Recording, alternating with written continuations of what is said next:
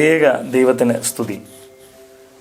ഇന്ന് നാം ഒരുമിച്ച് ചിന്തിക്കുന്നത് സമ്പൂർണമായ സൗഖ്യം നൽകുന്ന യേശു ക്രിസ്തു എന്ന വിഷയത്തെ ആസ്പദമാക്കിയാണ്.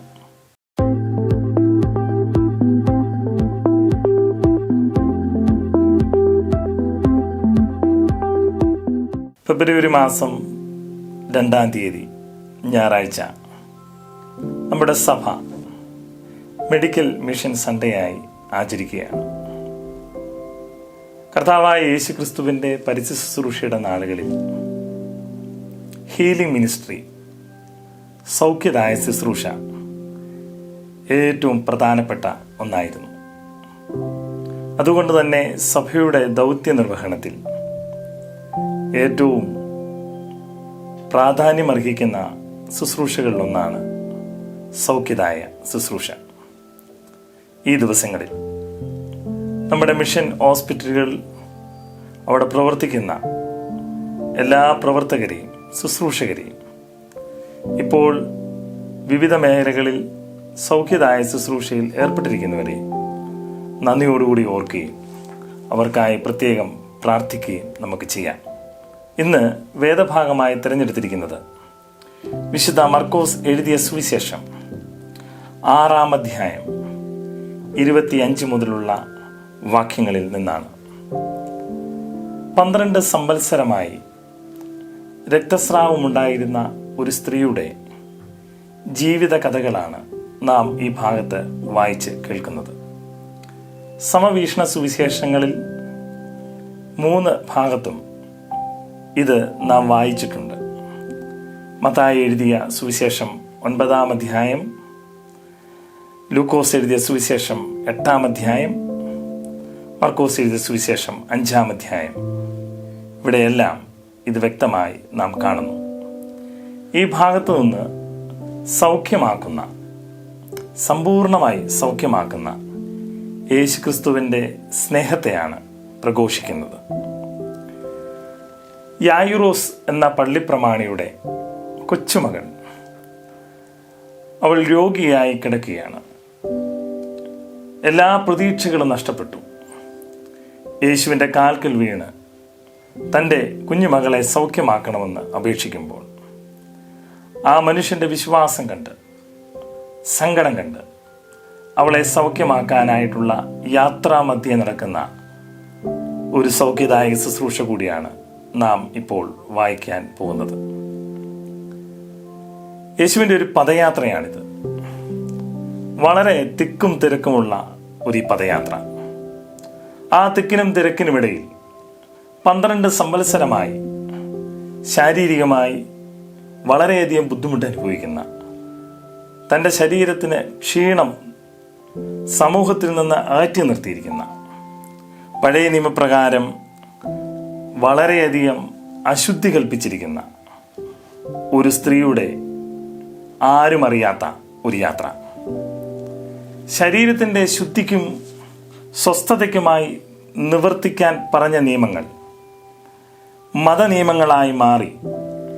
അതിൻ്റെ വൈരുദ്ധ്യം മൂലം സമൂഹം അവളെ ഒറ്റപ്പെടുത്തി.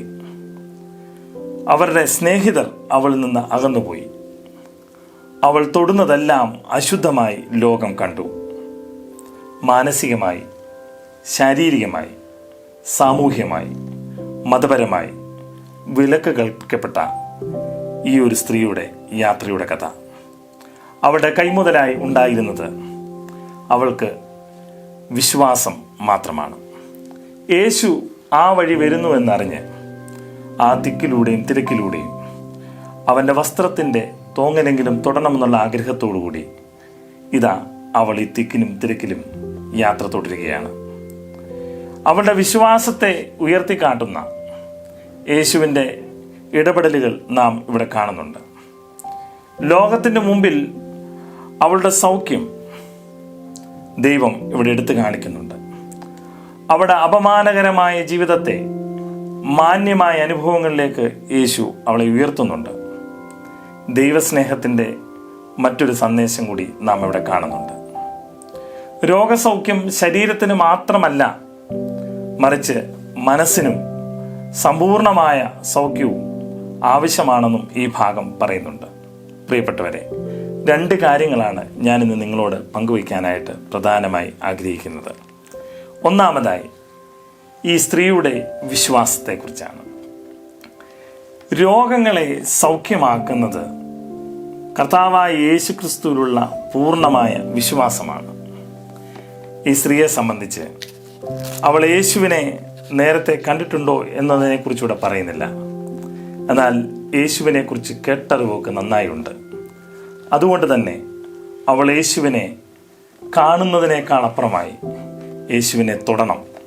അവൻ്റെ വസ്ത്രത്തിൻ്റെ വിളിമ്പിലെങ്കിലും ഒന്ന് തൊട്ട് തൻ്റെ ദുരിതത്തിൽ നിന്ന്, തൻ്റെ സങ്കടങ്ങളിൽ നിന്ന്, തൻ്റെ രോഗത്തിൽ നിന്ന് അവൾക്ക് മോചനമുണ്ടാകണം, സൗഖ്യമുണ്ടാകണം എന്നാഗ്രഹിക്കുന്നു. ഈ കാലഘട്ടം രോഗാതുരമായ ഒരു കാലഘട്ടമാണ്. എല്ലാവരും ഇന്ന് രോഗികളായി തീർന്നുകൊണ്ടിരിക്കുന്ന ഒരു കാലഘട്ടമാണ്. കൊച്ചു കുഞ്ഞുങ്ങൾ മുതൽ വലിയവരെ വിവിധ തരത്തിലുള്ള രോഗങ്ങളാൽ ദുഃഖിക്കുമ്പോൾ ഈ ഭാഗം പറയുന്നു, നിങ്ങളെ സൗഖ്യമാക്കുന്നൊരു ദൈവം ഇന്നും ഒരു പദയാത്രയായി നിങ്ങളുടെ വഴികളിലൂടെ, നിങ്ങളുടെ സഞ്ചാരപഥങ്ങളിലൂടെ, നിങ്ങളുടെ ഭവനങ്ങളിലൂടെ അവൻ സഞ്ചരിച്ചു കൊണ്ടിരിക്കുകയാണ്. അവൻ്റെ വസ്ത്രത്തിൻ്റെ വിളിമ്പ് തുടങ്ങുവാൻ അവനിലുള്ള വിശ്വാസം എത്രത്തോളം ഉണ്ടെന്ന് ആത്മശോധന ചെയ്യുവാൻ ഈ നാളുകൾ നമ്മളെ സഹായിക്കട്ടെ. ഇവിടെ വളരെ വ്യത്യസ്തത തോന്നുന്ന ഒരു കാഴ്ച നമ്മളിവിടെ കാണുന്നുണ്ട്.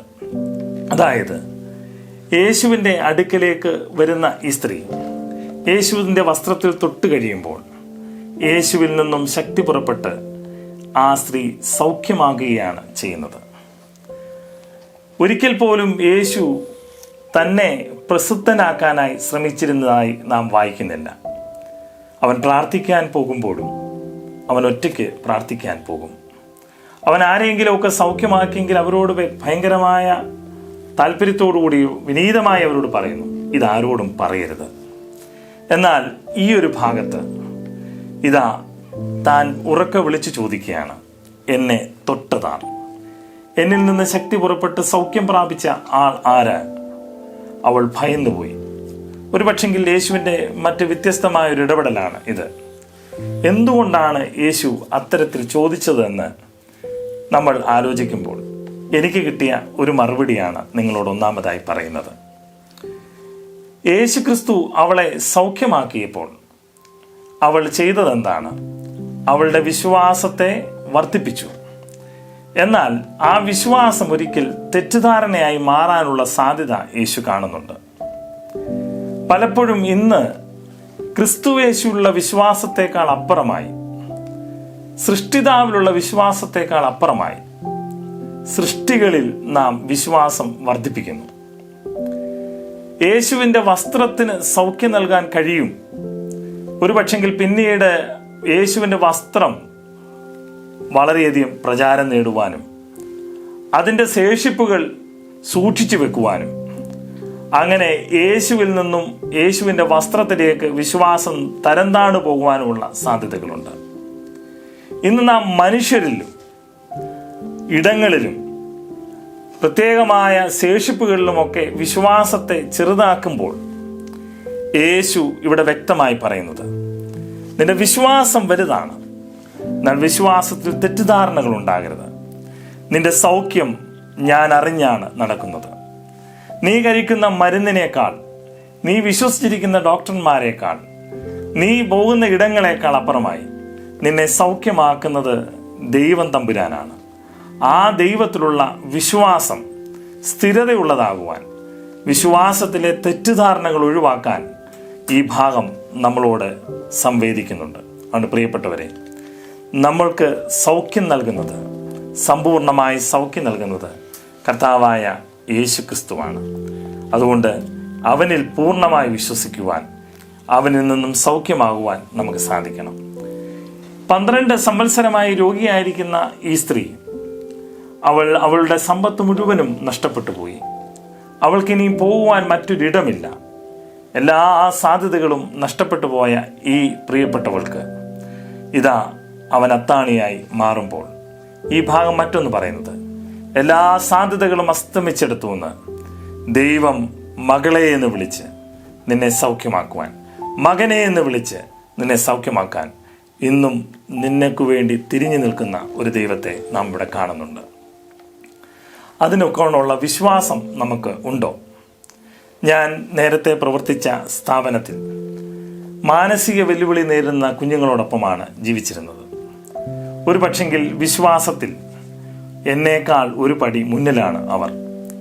അവരുടെ പ്രാർത്ഥനകൾ എപ്പോഴും അവർ ആഗ്രഹിച്ച് പ്രാർത്ഥിക്കുന്നത് അവർക്ക് ദൈവം നൽകുന്നത് കണ്ണുകൊണ്ട് കണ്ടിട്ടുണ്ട്. രോഗിയായിരുന്ന അവരുടെ ഒരു കൂട്ടുകാരി ഹോസ്പിറ്റലിൽ വെന്റിലേറ്ററിൽ കിടക്കുമ്പോൾ അവർ ഒന്നടങ്കം ആ ചാപ്പലിൽ നിന്ന് ഞങ്ങളെ പ്രിയപ്പെട്ട ചേച്ചിയെ സൗഖ്യമാക്കണമേ എന്ന് അവർ നിലവിളിച്ച് പ്രാർത്ഥിച്ചപ്പോൾ ഭാഷകളുടെ വാചാലതകളൊന്നുമില്ലായിരുന്നു. അവർക്ക് വേദപുസ്തകത്തിലെ വാക്യങ്ങൾ വെച്ച് പ്രാർത്ഥിക്കാൻ അറിയത്തില്ലായിരുന്നു. എന്നാൽ അവരുടെ ഹൃദയങ്ങളെ അറിയുന്ന ദൈവത്തിലേക്ക് കണ്ണു ഉയർത്തി അവർ പ്രാർത്ഥിച്ചപ്പോൾ 3 ദിവസം കഴിയുമ്പോൾ വെന്റിലേറ്ററിൽ കിടന്ന അവരുടെ കൂട്ടുകാരി ഹോസ്പിറ്റലിൻ്റെ വരാന്തയിലൂടെ നടന്നു നീങ്ങുന്നതും ഞാൻ കണ്ടു. അതുകൊണ്ട് വിശ്വാസത്തോടുകൂടിയുള്ള പ്രാർത്ഥന, അത് കർത്താവായ യേശുക്രിസ്തുവിനുള്ള പ്രാർത്ഥനയാണ് നമ്മളെ എപ്പോഴും സൗഖ്യമാക്കുന്നത്. അതുകൊണ്ട് നമുക്ക് സ്വയം ചിന്തിക്കാം, കർത്താവെ എൻ്റെ വിശ്വാസത്തെ വർദ്ധിപ്പിക്കാൻ ഇടയാക്കണമേ. രണ്ടാമതായി ഈ ഭാഗം നാം കാണുമ്പോൾ പങ്കുവെക്കുമ്പോൾ മനസ്സിലാകുന്ന ഒരു കാര്യം, യേശുക്രിസ്തു എന്തിനാണ് തിരിഞ്ഞു നിന്ന് എന്നിൽ നിന്ന് ശക്തി പുറപ്പെട്ടു, എന്നെ തൊട്ടതാര് എന്ന് ചോദിച്ചതെന്ന് ചോദിച്ചു കഴിഞ്ഞാൽ, വ്യക്തിപരമായ ആളത്വപരമായ ബന്ധം യേശു ആഗ്രഹിക്കുന്നു എന്നുള്ളതാണ്. ഒരു പക്ഷെങ്കിൽ ഈ രക്തസ്രാവം രോഗമുള്ള ഈ സ്ത്രീ അവൾ യേശുവിൻ്റെ വസ്ത്രത്തിൻ്റെ തോങ്ങൽ തൊട്ട് സൗഖ്യമായി കഴിയുമ്പോൾ അവൾ പിന്നീട് എപ്പോഴെങ്കിലും യേശുവിനെ കാണുമ്പോൾ ഉള്ളിൽ ഭയമുണ്ടാകാൻ സാധ്യതയുണ്ട്. തനിക്ക് അവകാശപ്പെട്ടതിനെ അല്ലെങ്കിൽ താൻ അർഹതയുണ്ടായിരിക്കെ അവൻ അറിയാതെ നേടി എന്നുള്ള കുറ്റബോധം അവളെ ഒരു പക്ഷെങ്കിൽ പരീക്ഷിക്കാൻ സാധ്യതയുണ്ടാകാം. അതുകൊണ്ട് തന്നെ യേശു തിരിഞ്ഞു നിന്ന് എന്നെ തൊട്ടതാര് എന്ന് ചോദിക്കുമ്പോൾ, പ്രിയപ്പെട്ടവരെ, ഈ ഭാഗം വ്യക്തമായി പറയുന്ന രണ്ടാമത്തെ കാര്യം, ദൈവം തമ്പുരാൻ ആളത്വപരമായി വ്യക്തിപരമായി നമ്മളെ സ്നേഹിക്കുന്നു, നമ്മളെ അവൻ ചേർത്ത് നിർത്താൻ ആഗ്രഹിക്കുന്നു. യേശു ഇവിടെ അവളെ വിളിക്കുന്നത് മകളെ എന്നാണ്. മകൾ എന്ന് പറയുന്നത് തൻ്റെ സ്വന്തമായവരെയാണ്. അതായത് ദൈവം തൻ്റെ മക്കളെ പോലെയാണ് നമ്മളെ സ്നേഹിക്കുന്നത്. എന്നാൽ പലപ്പോഴും അത് നാം മറന്നുപോയി.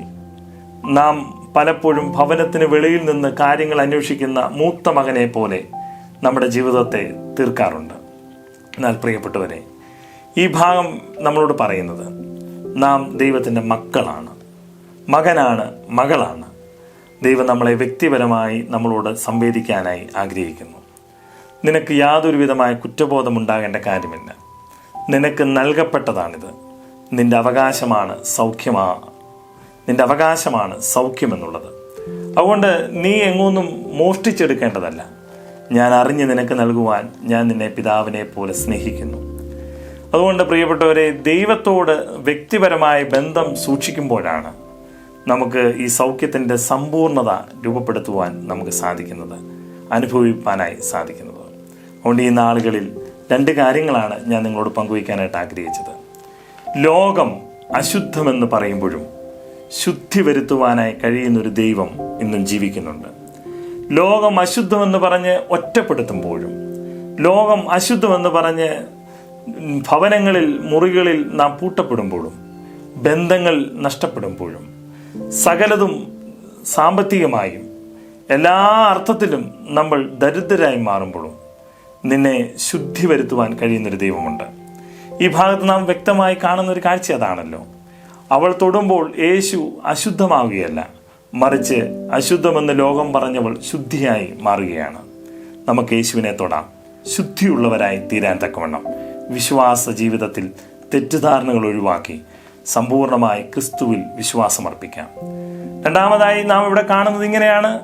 യേശു വ്യക്തിപരമായി നമ്മളോട് ഇടപെടാൻ ആഗ്രഹിക്കുമ്പോൾ, മകനെ മകളെ എന്ന് വിളിക്കാൻ ആഗ്രഹിക്കുമ്പോൾ, പിന്നിലല്ല കർത്താവിൻ്റെ മുന്നിൽ നിന്നുകൊണ്ട് യേശുവുമായുള്ള വ്യക്തിപരമായ ബന്ധം നമ്മളെ സമ്പൂർണമായ സൗഖ്യത്തിലേക്ക് നയിക്കുന്നു.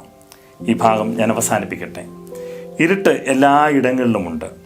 പക്ഷെങ്കിൽ ഇരുട്ടിനൊരിക്കലും വെളിച്ചത്തെ ഇല്ലാതാക്കാൻ പറ്റത്തില്ല. എന്നാൽ വെളിച്ചം എവിടെയുണ്ടോ അവിടെ ഇരുട്ട് മാറുന്നു. ക്രിസ്തു എവിടെയുണ്ടോ അന്ധകാരം മാറുന്നു.